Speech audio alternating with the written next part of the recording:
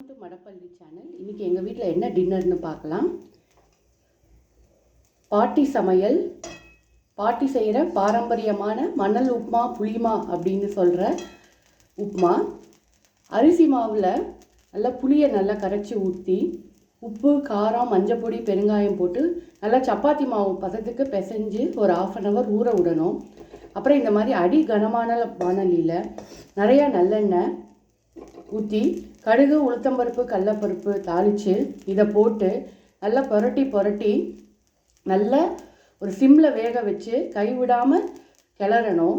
இதுக்கு ஒரு 15 நிமிஷம் நீங்கள் நல்லா கிளறிட்டு ஒரு 1/2 hour to 20 நிமிஷம் to 1/2 hour நல்லா சிம்மில் வச்சிங்கன்னா இந்த மாதிரி பொறன்னு மணல் உப்புமா அப்படின்னு சொல்கிற பாட்டி பலகாரம் ரெடி ஆகிடும். இதெல்லாம் நீங்கள் கொஞ்சம் சீக்கிரமாக செய்ய ஆரம்பிச்சிங்கன்னா டின்னருக்கு லேட் ஆகாது. நல்லா இந்த மாதிரி கிறிஸ்பியாக வரும். நீங்களும் ட்ரை பண்ணி பாருங்கள்.